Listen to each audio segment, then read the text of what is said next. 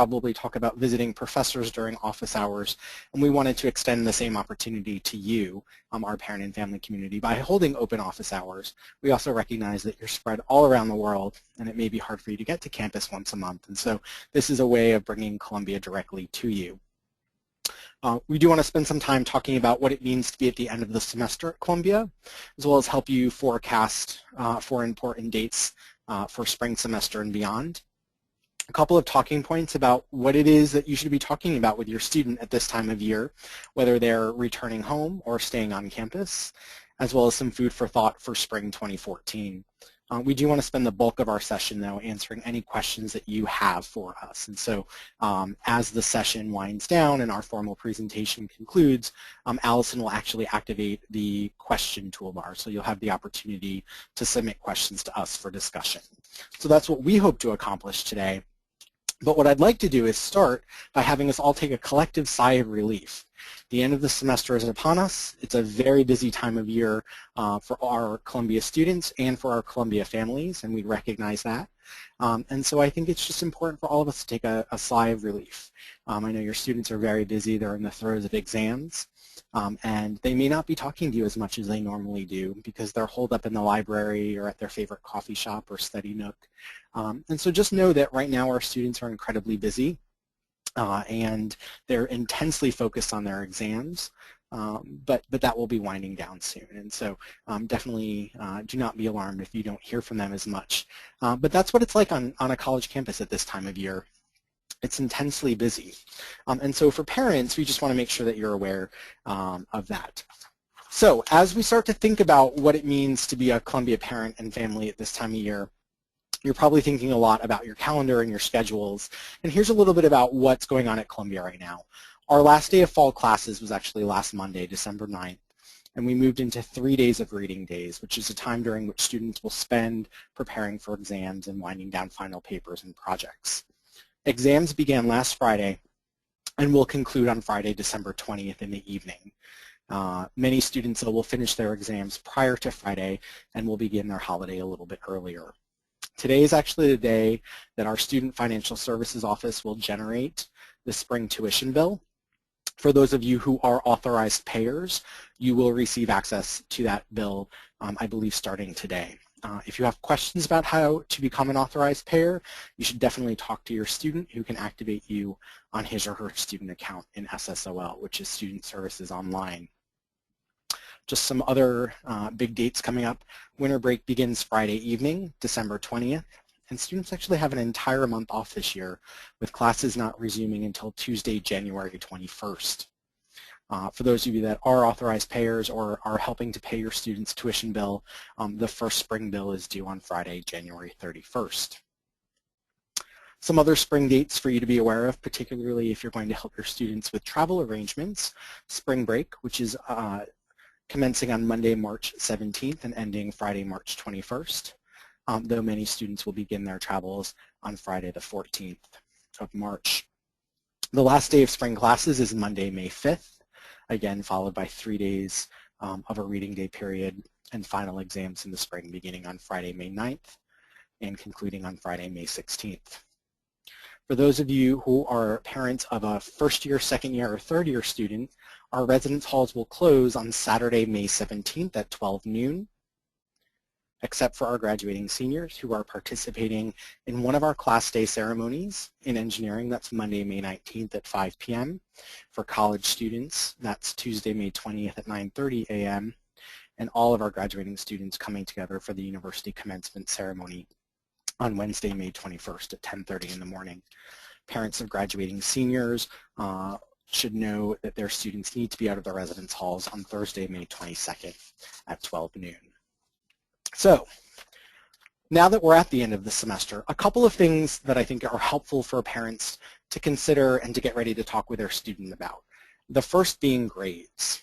Grades at Columbia are only released to students, and they're only released to students on SSOL. Again, SSOL is Student Services Online.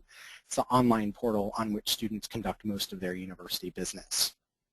I also think it's a good idea to talk to your student and have them share their highlights and their challenges with you about the semester. What was their favorite class or professor?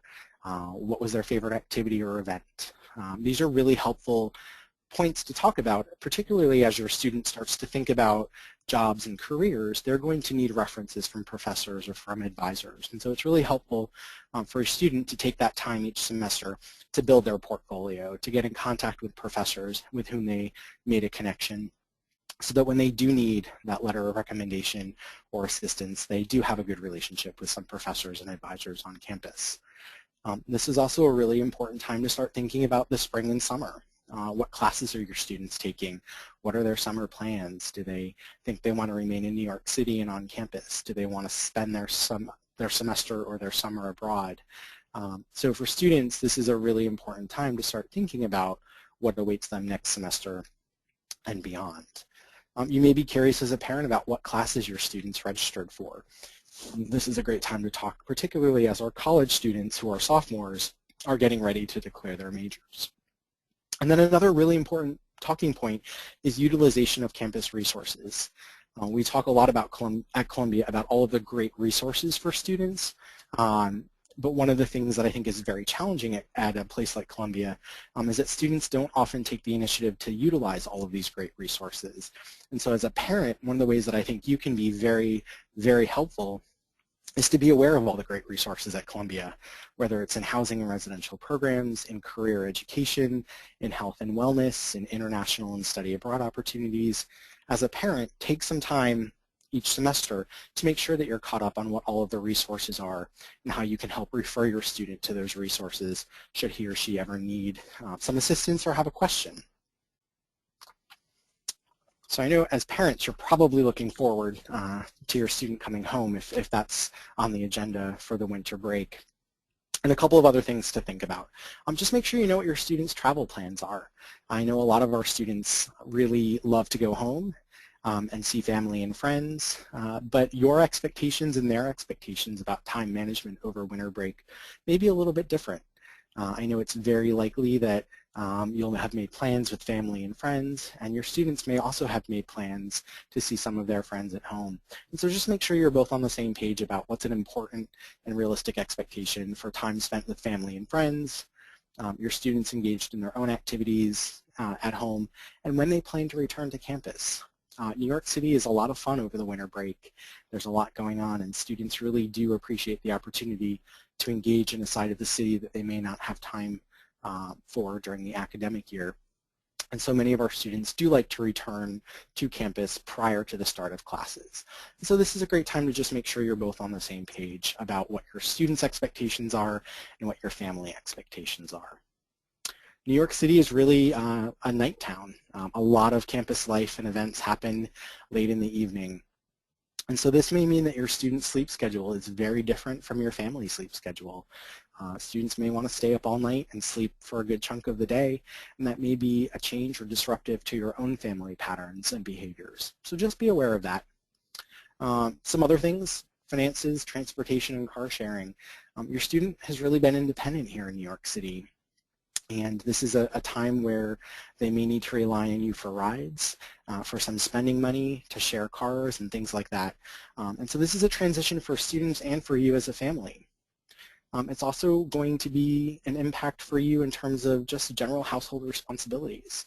Your students been doing their own laundry, taking care of making sure that they're eating and hopefully cleaning their residence hall room. Though we know that that doesn't always happen. But that may not be a behavior that's acceptable at home. And so definitely be prepared to talk with your student when they return home just about basic household responsibilities. What are your expectations and what are their expectations? And then another really important topic is to be clear about alcohol, smoking, and substances. What are your expectations, and to make sure that you and your student are on the same page. These are difficult topics, but I think they're really, really important topics for you as parents and students to talk about. We also have a lot of students who, for a variety of different reasons, stay on campus over the winter break. And so we do want to spend some time just making sure that you know all of the great things that are happening on campus to make sure that your students stay safe and are supported. Our residence halls do not close over the winter break. Many schools do shut their residence halls and wind down their campus, but we do not. We have a large number of international students and a large number of students who hail from far away, and so we do keep our residence halls open year-round. However, there are some changes to be aware of. The guest policy is different over the winter break. Students must sign in and out their guests at all times. There are no guest passes available during the winter break. Columbia Public Safety remains on campus and will staff all residence hall desks. And staff, my colleagues from Columbia Student Affairs, will also be on campus and can assist any student or family member with any issue or concern. Our staff are accessible and available through public safety. Columbia Health Services remains open for most of the break period, except for the official university holidays, which fall on December 24th, December 25th, December 31st, and January 1st. Students may be directed to the St. Luke's Emergency Room for urgent medical needs. And one other area here is dining services. Dining services are largely suspended during the university break. However, each residence hall and many student apartments have kitchens. Students will use this time to gather together, to cook, to share meals, or venture out into the city to eat. The Columbia Flex Dollars, which are function like a debit card, remain active, and the 4 major grocery stores that abut campus all accept Flex Dollars, and for the most part remain open 24 hours a day, even during the holidays. And I can tell you that New York City is a fantastic place to eat, particularly over the holidays. And so many of our students will go off and share meals and try new restaurants and eating establishments that they may not have time for during the academic year. And it's a lot of fun to be in New York City at this time of year. There's a lot of fun events that are happening, and your students through the Columbia University Arts Initiative can have discounted admission and tickets to a variety of different Broadway shows, art and cultural happenings, and events across the city. I also know from my colleagues in residential programs that many of the RAs that will be on campus over the winter break are planning events in their residence halls for their students. So definitely encourage your student to go talk to his or her resident assistant a residential advisor to learn a little bit more about what's happening in their particular residence hall over the winter break. As we look forward to spring 2014, just know that financial aid, the reapplication process must be done every year. And so there is a May 6th deadline to file for financial aid for continuing students, and that's done to give families ample time to process their 2013 taxes. If you are the family of a graduating senior, or you think your student plans to graduate in the spring, make sure that they've applied for their degree. Graduation is not automatic. Students do need to fill out a bit of paperwork to make sure that they've satisfied all of their degree requirements. And at that time, once a student has applied for the degree, the students will receive our Grad Zone email newsletter for students, and parents will receive our Grad Zone newsletter for parents, which is chock full of information to help you make the most of your visit to campus in May to celebrate the class of 2014. As a parent, we also offer a limited number of rooms in our family commencement housing. Commencement housing applications will go live on February 11th.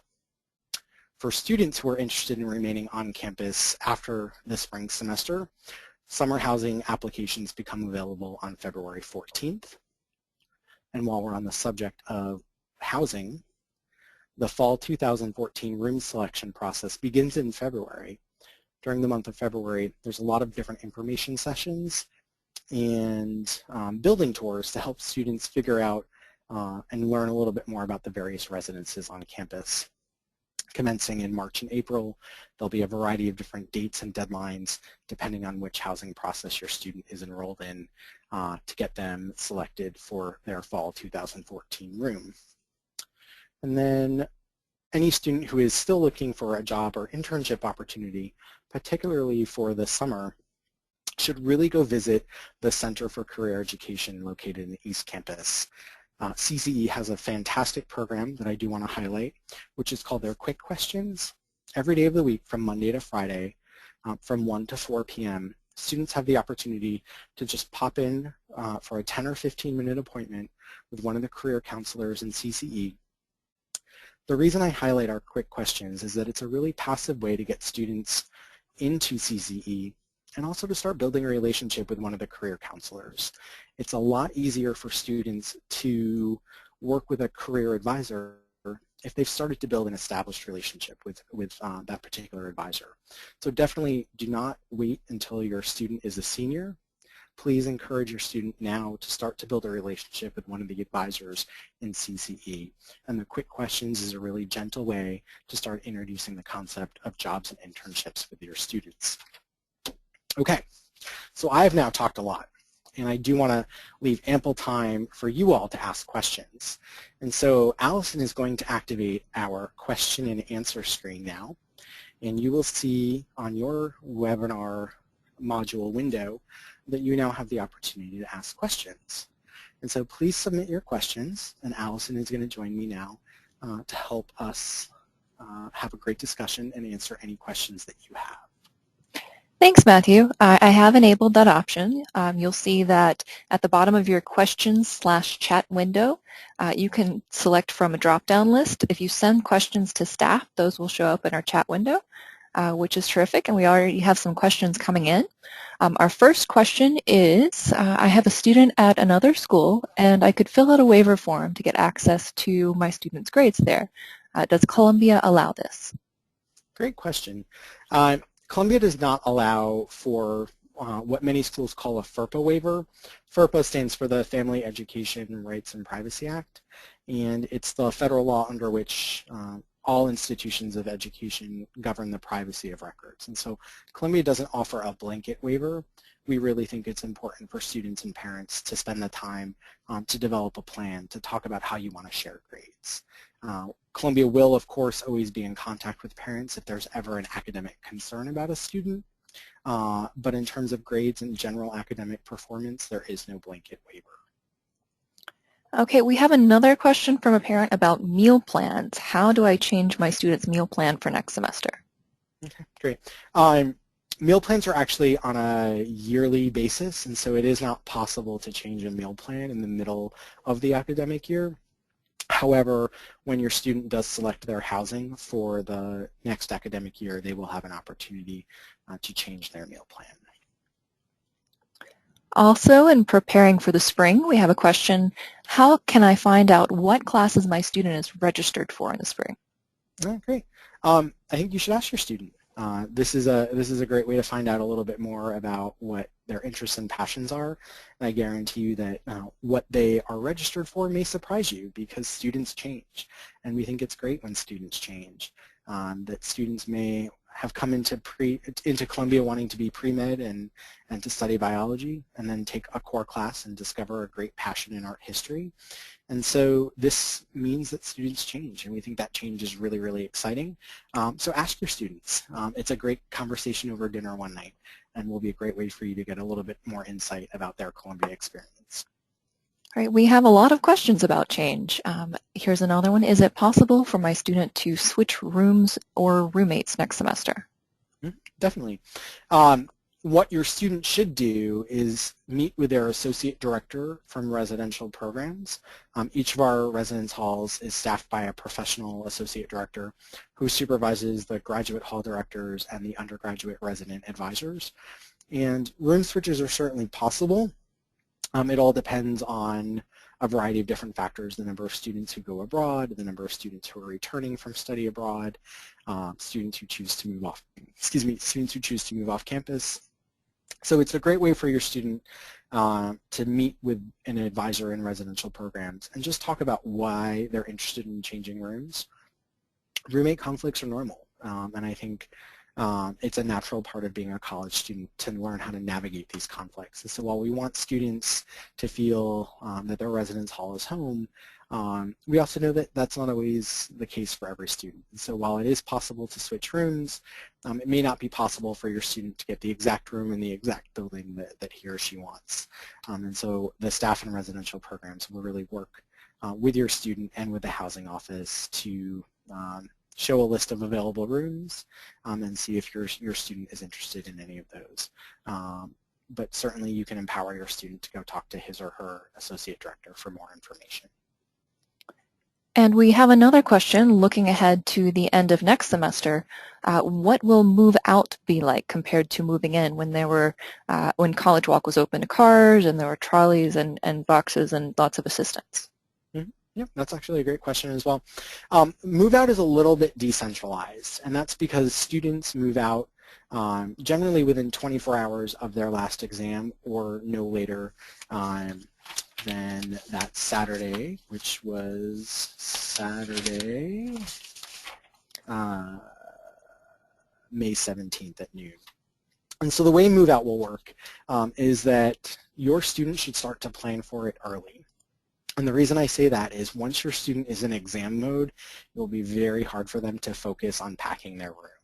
And so a lot of pre-planning will make your move-out experience incredibly easy. What I would recommend is that if your student is interested in storing his or her belongings in New York City for the summer, when they return to campus in January, they will be contacted by a variety of different vendors who coordinate our summer storage program. So these are companies with whom Columbia has an established relationship, but they are not Columbia University. And so what will happen is your student will work with one of the representatives, let them know about how much stuff they plan to store for the summer. A company, an example is called College Boxes, will drop off several large boxes, rolls of tape and labels, and your student will be responsible for packing up all of his or her belongings. And at an established day and time, a moving company will come and will pick up your student's boxes and will store them for the summer. By that point, your student will know where he or she is living in the fall semester, and they will also arrange for a day and a time to drop off the boxes when your student returns to campus at the end of the summer. And so this is a great opportunity. It's a way for you as a parent not to have to stress about storing all these belongings over the summer, particularly if you live far away. If you do live relatively local, or if you do have family or friends who are willing to help out, you can certainly bring the car into New York City. Your student can check out one of those large bins, and I recommend that this is a two-person operation at minimum, just so that someone can stay with the car. Because the move-out process is a little bit more decentralized, we're unable to close the streets for the entirety of the move-out period, and so I really recommend that the more hands you have, the better. That way your student can pack his or her room, load everything into the bin, wheel it out to the car, and someone is always staying with the car so that it doesn't get ticketed or towed. But this is really, and this is the part that I can't stress enough, please make sure your student takes the time to plan and prepare for move-out. Particularly first-year students, I guarantee you there are going to be lots of items that at the end of the year they're going to find and discover that they never once used it. That could be a printer, that could be, an entertainment system, a variety of different DVDs or books or things like that. And so it's a really good opportunity for your student to figure out what exactly it is that he or she needs in their residence hall room. We have a great program called the Green Move Out, which is an opportunity for students to donate a variety of different items, printers, chairs, desks, desk chairs, lamps that they brought with them that they no longer want. Refrigerators are also another common item. And they can donate it to the Green Move Out instead of putting it in the trash. And what happens is that next fall, when our first-year students are moving in, these items will be up for sale. And so it's a way to help out the incoming class next year by selling at a reduced rate items that they may need. So definitely work with your student, develop a plan, and make sure they take some time before exams begin to plan for the move out. And you mentioned that many students stay on campus during winter break, and now parents are wondering also about what campus is like during spring break and also the summer. Mm-hmm. Spring break, I think, is a little bit more active than the winter break. A large number of students will remain on campus over the spring break, particularly those that have jobs or internships in the city. But there are certainly a large number of students who will travel or who will go home. But the break period it's an important time for students. It gives them the opportunity to pause and to take a break from the intense academic work here at Columbia. And so again, the same kind of structure happens. The residence halls remain open. Dining services are largely suspended at that time as well, but they're open, and a large number of students, particularly over the spring break, will stay in New York City to have fun and to go be a tourist and do things in the city they may not have time to do during the academic year. Over the summer, it's a little different. We consolidate the number of buildings in which our Columbia students live because many of the residence halls become open to camps. There's a large number of youth camps, of journalism camps, you name it. There's a large number of visitors to campus. And so we limit the number of residence halls that students can live in over the summer. They're generally in air-conditioned buildings, which is really important in New York over the summer. And it's definitely a little bit different. Students live a little bit more independently over the summer. There are limited meal services available, but many of our Columbia students will live in residence halls with kitchens. And so students who do remain here over the summer, either to take classes or to have a job or an internship or to do research, really enjoy their time on campus over the summer because it gives them the opportunity to experience New York from the perspective of being a New Yorker and not just a student in New York, to cook for themselves, to wake up and catch the train to go to work in the morning. And so many of our students really do appreciate the opportunity to be an adult in the city and to live on campus and in an apartment over the summer. Thanks, Matthew. Another question, changing gears just a little bit. When are AP credits awarded? Sure. For our first year students, I know many come in with AP credits, scores of 4 or 5s. And Columbia, unlike many schools, there isn't a universal answer about AP scores. It depends on the department, it depends on the exam, and so your student should work with his or her advisor in the Center for Student Advising to make sure that the AP scores have been received by the College Board, and that if credit is due, that will be awarded directly by the advisor and noted on the student's transcript. So it's a great talking point. Your student should touch base with his or her advisor in the Center for Student Advising, and those credits are generally awarded at about this time of year or early in the spring semester. Okay. Another question, does Columbia provide students with leads and guidance on spring and summer internship opportunities?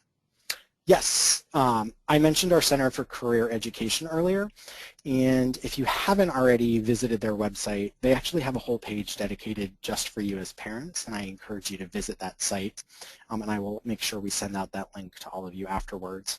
The CCE website is a fantastic resource for you as a parent, but you also want to make sure your student spends some time on it. So encourage them to visit CCE for one of the quick appointments, and then also your student with their Columbia University ID has an amazing resource at their disposal. It's called Lionshare, and it's kind of like a monster.com or a career builder job and internship database, and it's exclusive for Columbia students. And I highlight this because of our alumni community. Many of our alums are in really influential and fascinating positions at companies and in industries all around the world, and they like to hire Columbia students, and so they will post unique job opportunities just for Columbia students on Lionshare. So you really want to make sure your student takes the time to activate his or her Lionshare account, even if they're not ready to begin looking for a job or an internship, but they know they're interested in design and industrial design. He or she can log in to Lionshare, set up a search filter so they're notified anytime there's an industrial design job or internship.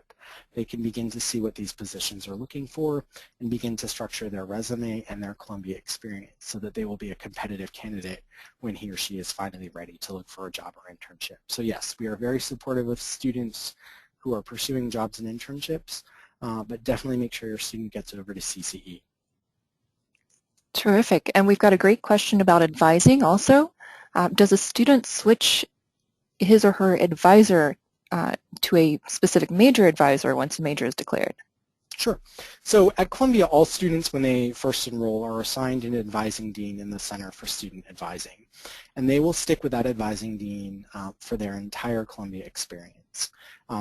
The advising deans are very knowledgeable about Columbia policies, academic expectations, and are really a great resource for students. When they do declare their major, though, they will pick up a specific advisor in their major.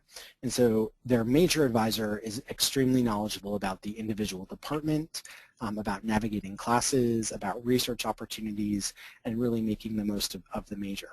So working with their advising dean in CSA and their major advisor in their academic departments, students have a really holistic advising structure. They can get specific questions about their major through their major advisor and general Columbia advising through their advising dean. Students who are in pre-med or one of our other pre-professional tracks, pre-law or pre-business, may also have an advisor specific to the needs of their pre-professional interests. And so we have a very comprehensive advising structure. The network, though, is really centralized in our Center for Student Advising. We have a few more questions coming in. Some of them deal with winter break specifically. A couple of parents want to know about the variety of events that take place on campus, and if you know of any organized study activities specifically that are taking place, led either by students or faculty. Yeah, there's actually a large number of study breaks that happen. Our kind of famous semester tradition of a puppy study break just happened yesterday on campus, and so every semester, the Sunday of final exams, there's a large number of student groups that collaborate to host one of the most popular events each year, which is our puppy study break. And so there's been lots of research that shows that puppies and dogs in particular have the ability to lower stress levels, and so there's a large number of dogs that come onto campus, and we host a really fun study break. We'll be sure to post some pictures of it soon. But in each individual residence hall and in learner hall and in the library in particular, there's lots of structured and unstructured study breaks that happen all throughout this week.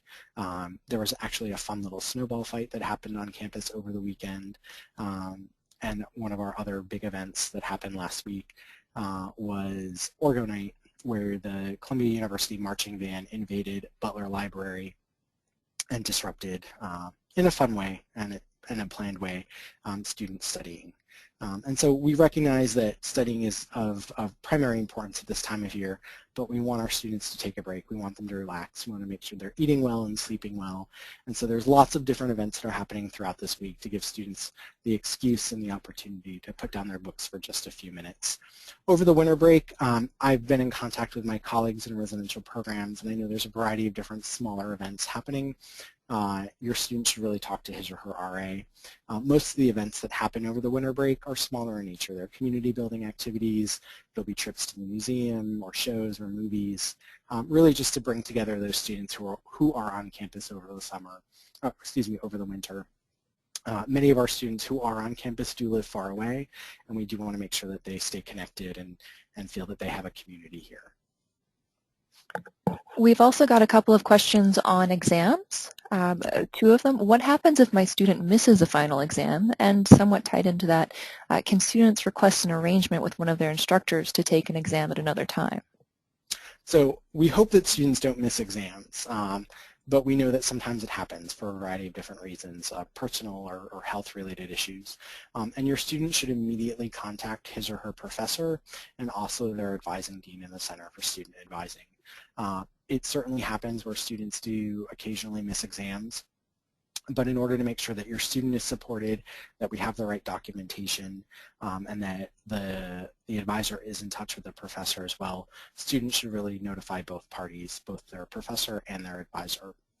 If approved and the professor signs off, we can certainly structure and work with the professor to host the exam at another time, or to work directly with a professor on either a take-home exam or some other type of option. But it's up to the individual professor, and so you'd want to make sure that your student is in contact with the professor and the advisor.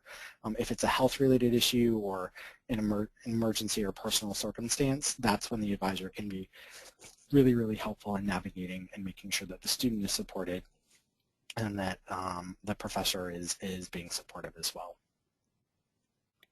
Thanks, Matthew. Another question on skipping ahead to graduation. Why does a student need to apply for the degree? I think in essence the question is why is our system set up so that the student applies for the degree? Sure. Almost every school requires students to quote-unquote apply for the degree, and it's not a formal application process. It's a little bit of paperwork, and it's done so that the registrar can audit to make sure that all required classes and expectations have been satisfied. It's also an opportunity for us to gather students' post-Columbia plans and to make sure that that they're receiving all the information they need in order to apply after they've applied for the degree to participate in graduation, to make sure they're getting fitted for their robes, that we have their correct name and spelling for their diploma, and that we're able to contact you, their parents, to make sure that you get your tickets to attend graduation. So it's a bit of a formal process in the sense that we need to make sure that students have satisfied all of their degree requirements, and then it's an opportunity for us to collect additional information to make sure that you, their parents and families are able to attend and join us for the graduation celebrations. And along those lines, can you talk about the difference between Class Day and Commencement, University Commencement? Sure, and this is appropriate for parents of first-year students as well as our graduating seniors. Class Day is a school-specific ceremony during which students will walk across the stage as their name is read. And so Columbia Engineering students will gather again on Monday, May 19th at 5 p.m. The Dean of Engineering will address the graduates and their families as well as a special speaker and a student speaker. And this is really a smaller, more intimate ceremony. Tickets are not required. It's open general admission and seating, and so you can invite as many of your family members and friends as you want to attend the Class Day ceremony. For college families, that will happen on Tuesday, May 20th at 9:30 in the morning. Again, the same setup and structure. Students will walk across the stage as their name is read. There'll be remarks by the dean, by students, and by a special speaker. The Columbia University Commencement Ceremony, however, is all of the schools and affiliated institutions that make up Columbia University. So there's 19 of them, from the law school, the dental school, medical, to Columbia College and Columbia Engineering and everything in between. And so there are about 35,000 people that fill the entire open yard of Columbia University. Every space is filled with people in a chair. And this is when the president of the university, President Bollinger, will actually confer degrees upon the graduates. Individuals are not recognized, but Columbia College as a whole will be recognized, as will Columbia Engineering. It's a sea of beautiful Columbia blue filling every nook and cranny of our campus. And so think of the Class Day ceremony as a micro ceremony and the university commencement as the macro ceremony. Great. Fun comment, going back to the snowball fight that you mentioned as one of the things recently taking place on campus from Barbara. My son enjoyed the snow fight and also seeing the Florida and California students playing with the snow for the first time for many of them. So it was fantastic for us to see the photos from that as well. It looked like a good time was really had by all. Yeah, absolutely. And then sticking with winter break, some parents would like to know what it's like with the reduced service in the dining halls, getting food from restaurants and grocery stores. How easy is it to get around? Yeah, there are 4 grocery stores within 1 to 2 blocks of campus in almost any direction. So shopping in the city is very easy. At least 3 of the grocery stores are 24 hours a day, 7 days a week, and they will be open on Christmas. So students really will take this opportunity to practice a bit of independent living. I know it's very common for students who are on campus to gather together. And one of the things that I think is fascinating is when students representing a variety of different cultures or backgrounds will actually cook and prepare cuisine that's unique to their background. And so it really becomes kind of a smorgasbord of different cultural food and experiences, and students will share meals together. New York City is the delivery capital of the world. You can have anything you want delivered at almost any time of the day. And so students do that during the academic year and will continue to do that during the break period.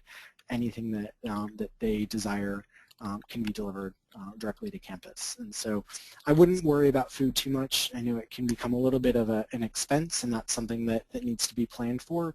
But our neighborhood, Morningside Heights, is really a treasure trove of different food, whether it be grocery stores and fine little boutique markets, to fast food, to great sit-down dining establishments. And so your students will not starve. In fact, they will probably be eating very well over the winter break. And we've actually reached the end of our questions. We do have a few lingering questions that are circling back to moving out. I just want to let everyone know that Matthew will, of course, be sending out a newsletter with specifics as that time nears, but we do want to circle back with all of our campus partners and make sure that we have the most current information before we share it with you. Any last-minute questions from anyone? Right, I think that's it. All right, so just one last note. If you do have any remaining questions, feel free to email us. Our email address is ugrad-family@columbia.edu. And if, excuse me, if you're not already following us on Facebook or Twitter, just search for us using the handle Columbia Family. Just one quick note about the winter break. Most Columbia University offices will close at 3 p.m. on Monday, the 23rd of December, and reopen at 9 a.m. on Thursday, January 2nd. Should you or your student need anything in the interim, Columbia Public Safety and my colleagues in Student Affairs are accessible and available to students by calling the Public Safety main line, which is 212-854-5555. We will be sending an email to everyone who joined us today, following up on any last-minute question and sharing some additional information that we discussed here today. And so we really do thank you for joining us for our inaugural webinar. We really do hope to host these on a monthly basis, and so we appreciate your cooperation as this was our first time doing this, and so please share any feedback or thoughts that you have so that we can improve our practice and really make ourselves as accessible as possible to you, our parent and family community. So thank you so much for joining us today. We wish you nothing but the best for the holiday season and into the new year, and we certainly are thinking about your students during this busy time of year. So thank you so much for joining us, and have a great day.